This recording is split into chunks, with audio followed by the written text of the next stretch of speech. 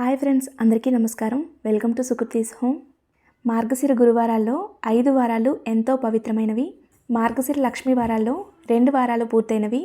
ఈ 2 వారాలు కూడా పూజ ఏ విధంగా చేసుకోవాలి, ఎటువంటి నియమాలు పాటించాలి, నైవేద్యం ఎలా తయారు చేసుకోవాలి, వీటన్నిటి గురించి ఆల్రెడీ వీడియోస్ అప్లోడ్ చేశాను. 2 వారాలు పూర్తయినవి కాబట్టి ఈరోజు వీడియోలో మార్గశిర లక్ష్మీ వారాల్లో 3వ వారము పూజ ఏ విధంగా చేసుకోవాలి అనేది తెలుపబోతున్నాను. మార్గశిర లక్ష్మీ వారాల్లో 5 వారాలు చేసుకుంటాము. మనకి మార్గశిర మాసంలో కేవలం 4 గురువారాలే వస్తాయి. ఒకటి పుష్యమాసంలో చేసుకుంటాము. అయితే ఈసారి 5 గురువారాలు కూడా మార్గశిర మాసంలోనే వచ్చాయి. ఒకవేళ ఇప్పటి వరకు వ్రతం చేయలేకపోయినా సరే ఇప్పుడు ప్రారంభించవచ్చు. మొదటి 2 వారాలని పుష్యమాసంలో చేసుకోవచ్చు. అయితే పూజ ఏ విధంగా చేసుకున్నా సరే, అంటే లక్ష్మీవార పూజని మనం ప్రతి వారము కూడా ఒకే విధంగా చేసుకున్నా సరే, అమ్మవారికి సమర్పించే నైవేద్యాల్లో మాత్రం మార్పులు ఉంటాయి. అమ్మవారికి ప్రతి వారం కూడా ఒక్కొక్క విధమైన నైవేద్యాన్ని సమర్పించాలి. అలాగే ప్రతి గురువారం లాగానే ఉదయాన్నే లేచి ఇల్లంతా శుద్ధి చేసుకొని ఇంటి ముందు వాకిళ్ళు చక్కగా ముగ్గులు పెట్టుకోవాలి. గడపలకి చక్కగా పసుపు రాసి బియ్యపిండితో ముగ్గులు వేసి కుంకుమతో అలంకరించుకోవాలి. వాకిలి చూసే అమ్మవారు ఇంట్లో అడుగు పెడతారు అని చెప్తారు. అందుకే వాకిలి నిండుగా అలంకరించుకోవాలి. అలాగే ఇంట్లో ఈశాన్యం భాగాన ఒక పీఠం ఏర్పాటు చేసుకోవాలి, లేదా పూజా మందిరంలో అయినా చేసుకోవచ్చు. మీరు నార్మల్గా నిత్య పూజ చేసుకున్నా సరే అమ్మవారిని విశేషంగా పూజించాలి అనుకుంటే అలా కూడా పూజ చేసుకోవచ్చు. పీఠం ఏర్పాటు చేసుకోవాలి అనుకుంటే ఇంట్లో ఒక రూమ్లో ఈశాన్యం భాగాన ఒక పీట వేసుకొని దాని మీద చక్కగా పసుపు రాసి బియ్యపిండితో అష్టదళ పద్మ ముగ్గు వేసి కుంకుమతో అలంకరించుకొని దాని మీద ఒక తెల్లటి టవల్ కానీ జాకెట్ ముక్క కానీ పరుచుకోవాలి. ఆ తర్వాత 3 గుప్పెలు కానీ 5 గుప్పెలు కానీ బియ్యం పోసి బియ్యం మీద పసుపు కుంకుమ సమర్పించి బియ్యం మీద చక్కగా గంధము కుంకుమతో అలంకరించుకున్న లక్ష్మీదేవి చిత్రపటాన్ని పెట్టుకోవాలి. అయితే మార్గశిర గురువారం రోజున లక్ష్మీదేవి చిత్రపటాన్ని తూడ్చి బొట్లు పెట్టకూడదు. అందుకే ముందు రోజు సాయంకాలం స్నానం చేసిన తర్వాత, అంటే బుధవారం రోజు సాయంకాలం కానీ ఉదయం కానీ చక్కగా అమ్మవారి చిత్రపటాన్ని తూడ్చి గంధము కుంకుమతో అలంకరించి ఉంచుకోవాలి. అలాగే అమ్మవారికి ఇరువైపులా పసుపు కుంకుమ నిండుగా పెట్టుకోవాలి. అయితే మార్గశిర లక్ష్మీ వారాల్లో పాటించే నియమాలు ప్రతి వారము కూడా ఒకటే ఉంటాయి. ఈ వీడియో మొదటగా చూసినట్లయితే వాళ్ళకి తెలియదు కాబట్టి మళ్ళీ నియమాల గురించి కూడా చెప్తాను. ఉదయాన్నే లేచి తలంటు స్నానం చేయాలి. తలంటు స్నానము ఎటువంటి షాంపూలు కానీ కుంకుడుకాయ కానీ వాడకుండా తల మీద నుండి నీళ్లు మాత్రమే పోసుకోవాలి. అలాగే ఆ రోజున తలకి నూనె పెట్టుకోవడం, దువ్వెంతో దువ్వటం లాంటివి చేయకూడదు. పూజ పూర్తయ్యే వరకు కటిక ఉపవాసం ఉండాలి. ఎటువంటి పాలు పండ్లు కూడా తీసుకోకుండా కటిక ఉపవాసం ఉండాలి. మనం ఏదైనా తీసుకొని మార్గశిర లక్ష్మీ వారి పూజ చేసుకున్నా సరే ఫలితం లభించదు. అలాగే ఆ రోజున పూజ ఉదయాన్నే చేసుకోవాలి. సూర్యోదయ సమయంలో నిద్రపోకూడదు. అమ్మవారు అలంకార ప్రియురాలు. మనం ఎంత అలంకరణ చేస్తే అంత తృప్తి పడుతుంది. అలాగే మనం దీపావళికి కానీ వరలక్ష్మి వ్రతంలో కానీ లక్ష్మీ పూజ చేయాలి అనుకున్నప్పుడు చక్కగా తలదువ్వుకొని జడ వేసుకొని నిండుగా పువ్వులు పెట్టుకొని పూజ చేస్తాము.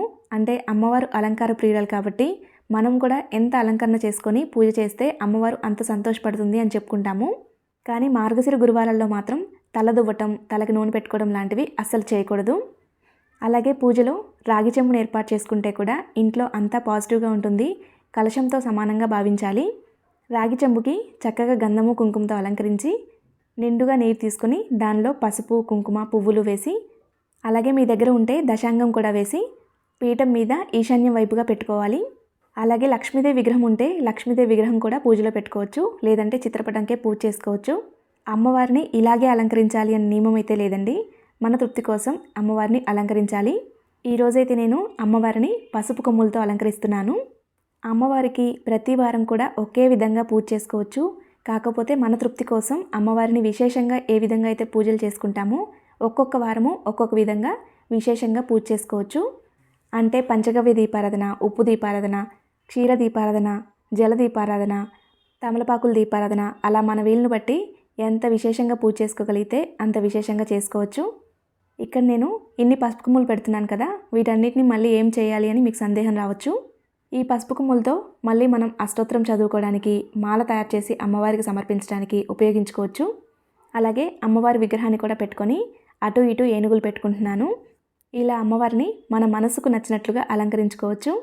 ఇలా లక్ష్మీదేవి విగ్రహాన్ని కూడా పెట్టుకొని అలంకరించుకున్న తర్వాత మనం ఏ పూజ చేయాలన్నా, ఏ వ్రతం చేయాలన్నా ముందుగా ఆ విఘ్నేశ్వరుని పూజిస్తాము. అందుకే విఘ్నేశ్వరుని విగ్రహం ఉంటే విగ్రహం పెట్టుకోవచ్చు, లేదా పసుపు గణపతిని చేసుకొని పెట్టుకోవచ్చు. గణపతికి షోడశోపచార పూజ చేసుకోవచ్చు లేదా పంచోపచార పూజ చేసుకోవచ్చు. షోడశోపచార పూజ అంటే 16 ఉపచారాలతో స్వామివారిని పూజించాలి. అలా చేయలేని వారు పసుపు, కుంకుమ, గంధము, అక్షింతలు, పుష్పము, వస్త్రము సమర్పించి దీపధూప నైవేద్యాలు సమర్పించాలి. అయితే మార్గశిర గురువారాల్లో దీపారాధన కోసం ఆవు నెయ్యిని మాత్రమే ఉపయోగించాలి. ఒకవేళ ఆవు నెయ్యి అందుబాటులో లేకపోతే అప్పుడు నువ్వుల నూనె ఉపయోగించండి, కానీ వీలైనంత వరకు ఆవు నెయ్యితో దీపారాధన చేయడానికి ప్రయత్నించండి. అలాగే మార్గశిర గురువారాల్లో 5 గురువారాలు వ్రతంలాగా చేసుకోవాలి అనుకునేవారు కలశం కూడా ఏర్పాటు చేసుకోవచ్చు, లేదంటే ఇలా పూజ చేసేసుకోవచ్చు. అయితే మార్గశిర గురువారాల్లో 5 వారాలు కంటిన్యూగా చేయటం అనేది ఆడవారికి సాధ్యపడదు. ఒకవేళ ఏదైనా వారం మిస్ అయితే ఆ వారాన్ని మనం పుష్యమాసంలో చేసుకోవచ్చు. అంటే ఒక వారం చేశాక 2వ వారం మిస్ అయితే 3వ వారము యథావిధిగా పూజ చేసుకొని అమ్మవారికి 3వ వారం ఏ విధమైన నైవేద్యం సమర్పించాలో అదే నైవేద్యాన్ని సమర్పించాలి. 2వ వారం పూజని 2వ వారం విశేషంగా సమర్పించవలసిన నైవేద్యాన్ని పుష్యమాసంలో మొదటి వారం సమర్పించాలి. అలా ఏ వారం సమర్పించవలసింది ఆ వారం మాత్రమే సమర్పించాలి. ఒకవేళ ప్రతి వారం పూజ చేసుకోవాలని ఉంది కానీ పీఠం పెట్టుకొని పూజ చేసుకోలేకపోతున్నాం అనుకుంటే చక్కగా నిత్య పూజ చేసుకోండి. అలాగే నైవేద్యం కూడా విశేషంగా చేయలేకపోతున్నాము అనుకుంటే మీ వీలుని బట్టి పాయసం, పరమాన్నం లాంటివి చేసి పెట్టచ్చు.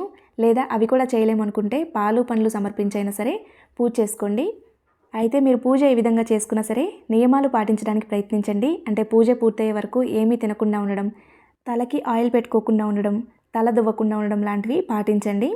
ఎందుకంటే చాలామందికి చేసుకోవాలనే తపన ఉంటుంది, కానీ ఇంట్లో పరిస్థితులను బట్టి అవన్నీ చేయడానికి వీలు పడదు. పూజకు కావాల్సింది భక్తి మాత్రమే. అందుకే మన వీలుని బట్టి ఏ విధంగా అయినా పూజ చేసుకోవచ్చు. గణపతికి దీపధూప నైవేద్యాలు సమర్పించిన తర్వాత లక్ష్మీదేవికి పసుపు, కుంకుమ, గంధము, అక్షింతలు, పుష్పము సమర్పించాలి. అలాగే లక్ష్మీదేవికి కూడా షోడశోపచార పూజ చేసుకోవచ్చు. అలాగే ఈ రోజున అమ్మవారికి విశేషంగా తమలపాకుల దీపారాధన చూపిస్తున్నాను.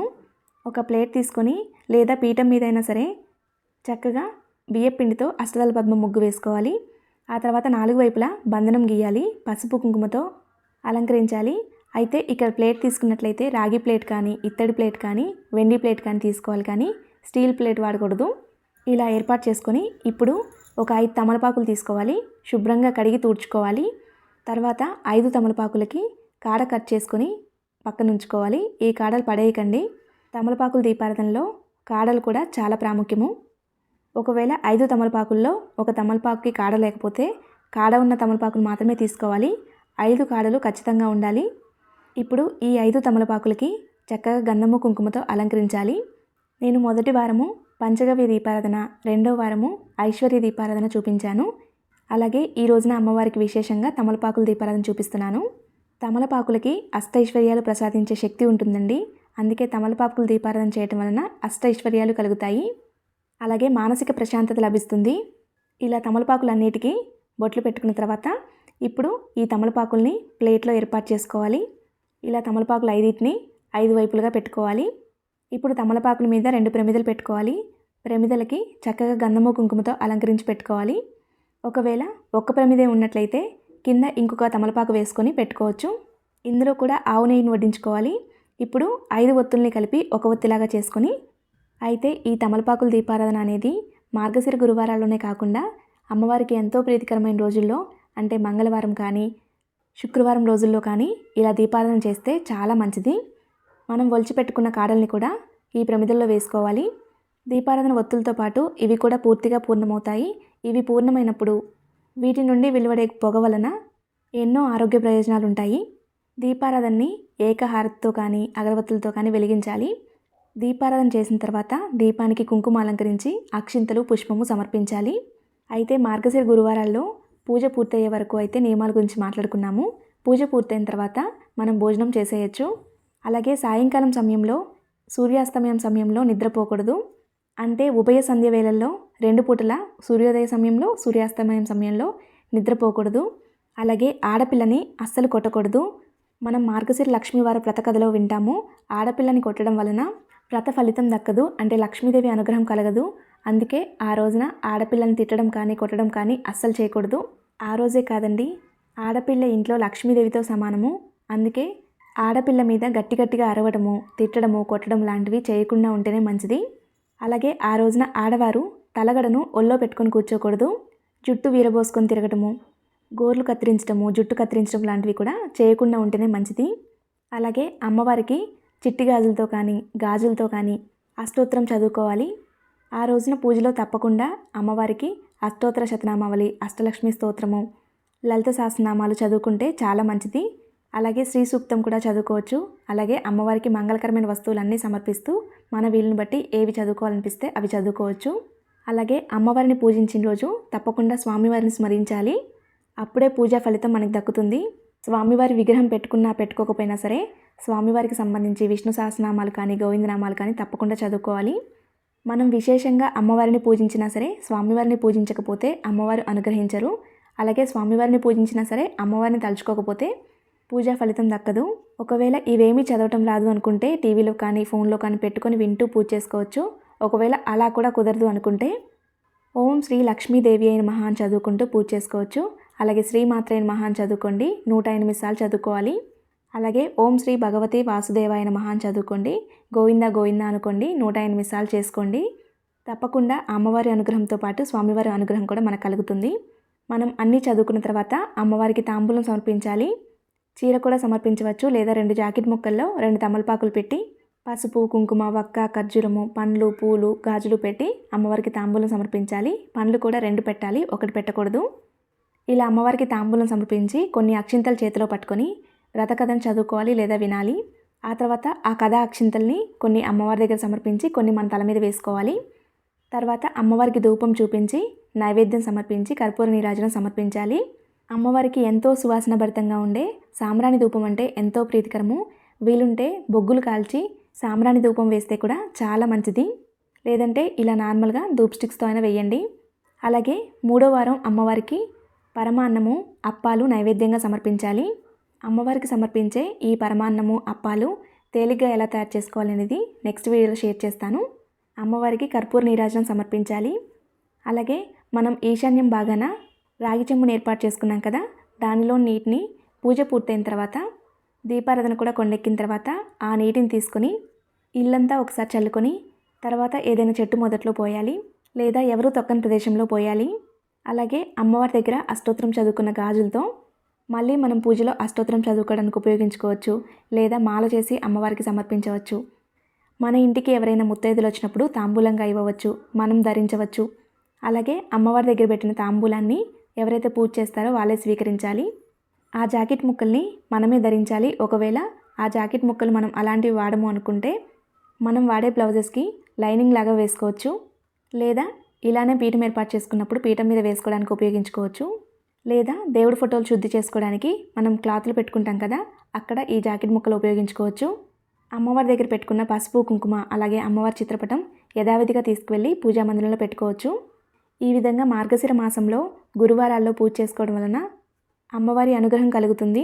అలాగే మనం ఎప్పుడు లక్ష్మీ పూజ చేసినా సరే మనం మెట్టిన ఇంట్లో ఎటువంటి ఆర్థిక ఇబ్బందులు లేకుండా తొలగిపోతాయి. అలాగే సిరి సంపదలు కలుగుతాయి. కానీ మార్గశిర లక్ష్మీ వారాల్లో మనం లక్ష్మీవార పూజ చేసుకోవడం వలన మన మెట్టినింట్లోనే కాకుండా పుట్టింట్లో కూడా ఆర్థిక పరిస్థితులు మెరుగుపడతాయి, సిరి సంపదలు కలుగుతాయి, ఆయుర ఆరోగ్యాలు కలుగుతాయి. ఒకవేళ 5 వారాలు చేయలేము అనుకుంటే కనీసం 3 వారాలైనా చేయడానికి ప్రయత్నించండి, లేదా కనీసం 1 వారమైనా నిష్ట నియమాలతో పూజ చేసి అమ్మవారి అనుగ్రహం పొందండి. మార్గశిర గురువారాల్లో మొదటి 2 వారాలు పూజ ఏ విధంగా చేసుకోవాలి, నైవేద్యాలు ఆల్రెడీ వీడియోస్ షేర్ చేశాను కాబట్టి ఒకవేళ ఎవరైనా ఆ వారాలు మిస్ అయితే ఆ వీడియోస్ చూసి పుష్యమాసంలో చేసుకోండి. వీడియో లింక్స్ అన్నీ కూడా డిస్క్రిప్షన్లో ఇస్తాను, ఇంట్రెస్ట్ ఉంటే ఒకసారి చెక్ చేయండి. చూశారు కదా మార్గశిర లక్ష్మీ వారాల్లో 3వ వారం పూజ ఏ విధంగా చేసుకోవాలనేది. ఈ వీడియో మీకు నచ్చిందని అనుకుంటున్నాను. అలాగే మీలో కొంతమందికైనా యూజ్ అవుతుంది అనుకుంటున్నాను. ఈ వీడియో కానీ మీకు నచ్చినట్లయితే లైక్ చేయండి, మీ స్నేహితులకి బంధువులకి షేర్ చేయండి. మరిన్ని వీడియోస్ కోసం మన ఛానల్ సబ్స్క్రైబ్ చేసుకోండి. ధన్యవాదములు.